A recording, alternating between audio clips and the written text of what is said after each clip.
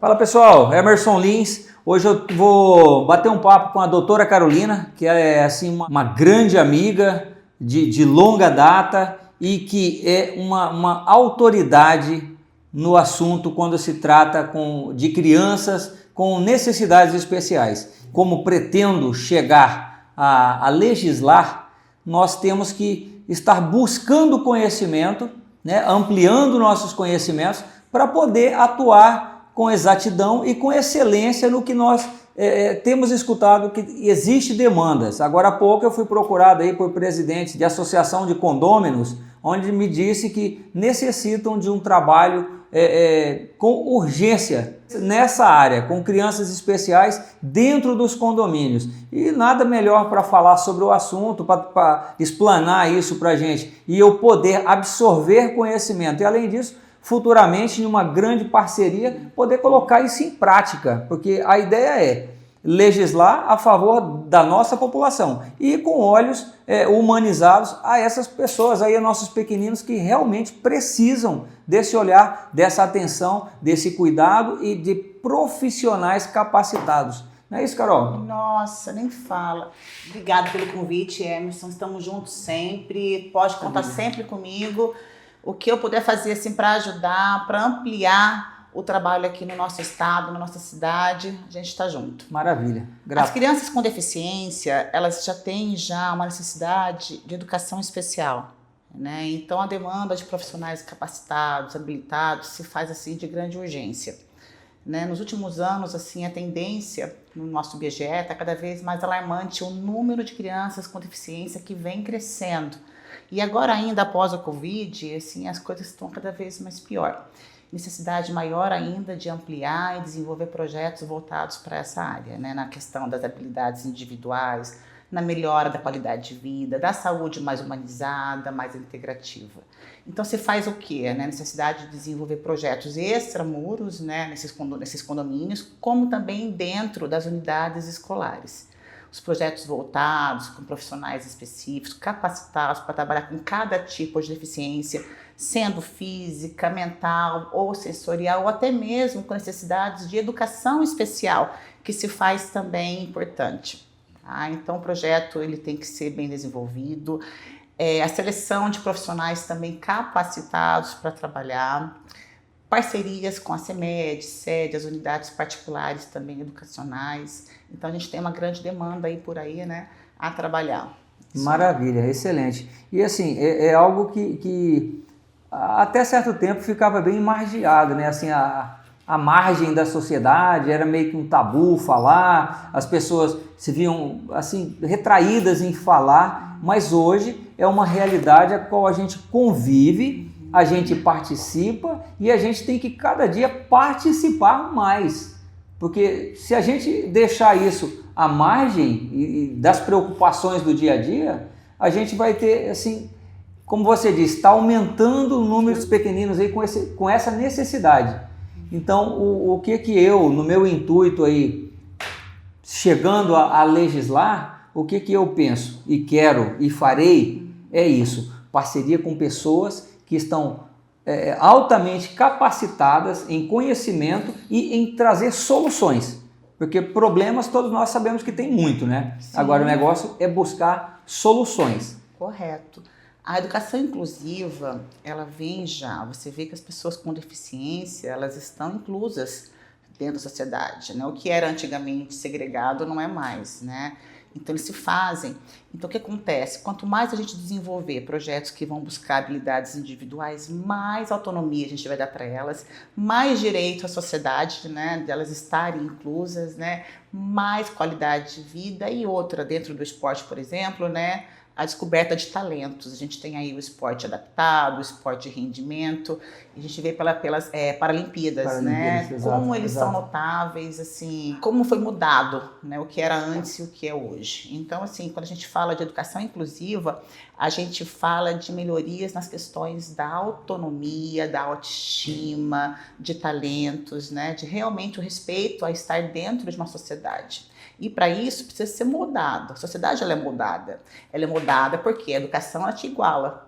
Exatamente. né? Ela consegue te igualar. Então, mediante assim, a esses novos horizontes dentro da educação inclusiva, a gente consegue realmente otimizar uma melhora na qualidade de vida em relação à saúde, em relação ao esporte, ao lazer, ao âmbito, por exemplo, da educação, da recreação. E é isso aí, esses pequenos assim que são, né, nosso futuro de amanhã, né, dentro de um potencial muito mais motivacional. Carol, você que é uma autoridade no assunto hoje, Campo Grande está bem assistido em profissionais, em espaço ou deixa a desejar? Você sabe me dizer se Campo Grande necessita vagas e não tem? Se necessita profissionais capacitados e não tem? Olha, melhorou bastante, viu, Hermes, nos últimos, para cá, 10 anos. Hoje se faz um processo seletivo para se trabalhar com essa demanda populacional. Os professores, por exemplo, eles têm uma pós-graduação na área da educação inclusiva, dentro do esporte adaptado. Então, não é só chegar e fazer acontecer, né? Se faz. Dentro da escola, por exemplo, da CEMED e da SED, tem os esportes de contraturno. Então, hoje se tem uma seleção de profissionais para entrar e é delimitado, por exemplo, o tipo de deficiência para o tipo de esporte. Então, as coisas são mais corretas, mais determinadas. Mas, claro, existe uma grande carência ainda, né, de profissionais, como também de crianças com deficiência que estão ainda afastadas. Parece que não, mas tem crianças com deficiência que não estão na escola. Né? Por exemplo, é lamentável. Esses tempos atrás, por exemplo, eu peguei uma criança, um casal, 2 irmãos deficientes visuais, que não enxergavam nem um palmo na mão, né, e que não estavam na escola, porque os pais eram já idosos, eles tinham uma lanchonete e as crianças, elas realmente malemar sabiam ler e escrever. Ficavam o dia inteiro com o celularzinho na mão e foram para a ecoterapia. Chega lá e fala assim, espera lá, o que eu faço na ecoterapia com você? Você precisa ler, precisa escrever, precisa socializar. Né? E quando a gente fala isso, que vai chamar, por exemplo, assistente social, eles vão embora correndo. Então você vê que ainda falta informação. Agora eu te pergunto, são menores de idade, se esses pais, por exemplo, chegam a falecer? O que vai ser dessas crianças? Estão totalmente desamparados. Totalmente. Então você vê que realmente existe ainda. Então o que acontece? Quando a criança está na escola matriculada, a gente tem o Estado tem um poder por ela. Né, na questão delas serem alfabetizadas, na questão delas, assim, por exemplo, estarem, por exemplo, dentro de uma educação. Então você sabe onde ela mora, o que ela come, se ela tem ou não, por exemplo, questões funcionais, né, dentro da funcionalidade.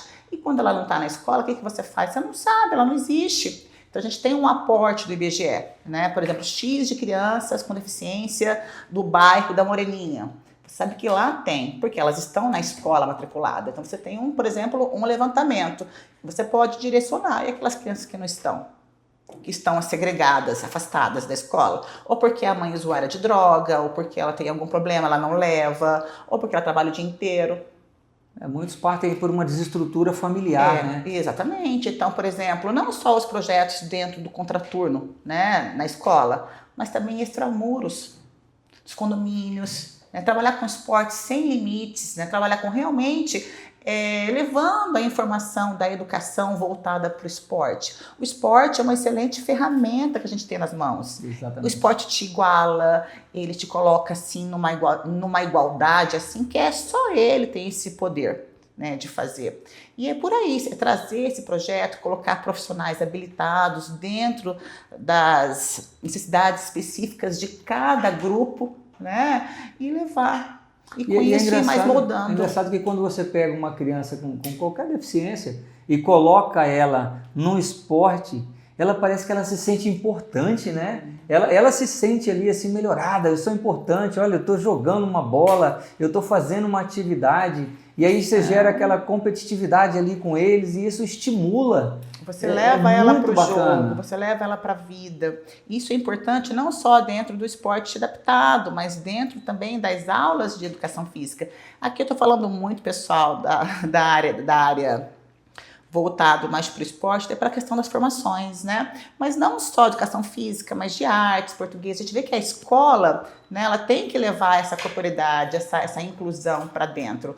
A gente vê a escola, por exemplo, Emerson, que só é inclusiva no papel. Você vai olhar, não tem uma criança com deficiência na escola. É aquela inclusão camuflada que eles falam, né? tem às vezes 2 CNPJ. Tem o CNPJ que é realmente aquele que por lei, educação, esporte, direito de todos, mas também tem aquele lá, para lá, eu não quero você aqui não, porque você não cabe para minha escola, você é mal visto para minha escola.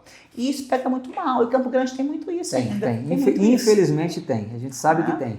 A gente sabe também que pode melhorar, né? Pode melhorar quando a gente tem profissionais comprometidos dentro da política e que vai realmente levar e vai brigar por essas crianças, que vai brigar pelos professores, que vai levar leis, projetos que vão realmente sair do papel e serão implantados dentro da prática, que vai realmente trabalhar com ações mais humanizadas. Eu tenho certeza que você vai fazer isso. Não, com certeza. Com muito com bem certeza. gosto. A gente já faz, né? Já. Nós somos profissionais de educação física e a gente sabe que o esporte, ele resgata e direciona. E o Emerson, desde a época da universidade, sempre trabalhou comigo junto com os projetos de ação. Aquele que a gente fez, inclusive, com crianças com soro positivo. A gente levou várias atividades para lá, que foi muito legal, né? Então, desde lá, você já estava plantando sua semente. A gente sempre teve envolvido, né? Assim, eu acho que eu, pelo meu posicionamento... Abrangel, o nome de lá. Oi? Abrangel. Exato. Eu tenho um posicionamento, isso é de criação, né? Eu tenho um posicionamento muito cristão, a minha base é muito cristã.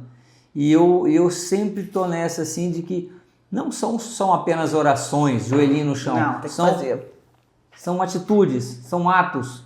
E eu sempre estive assim bastante aguerrido nisso. E agora, como surgiu essa demanda do pessoal dos condomínios me procurar, eu falei, cara, é algo muito interessante. E olha que tem pouquíssimas pessoas dentro da política, dentro da gestão pública, com olhos voltados a essas pessoas.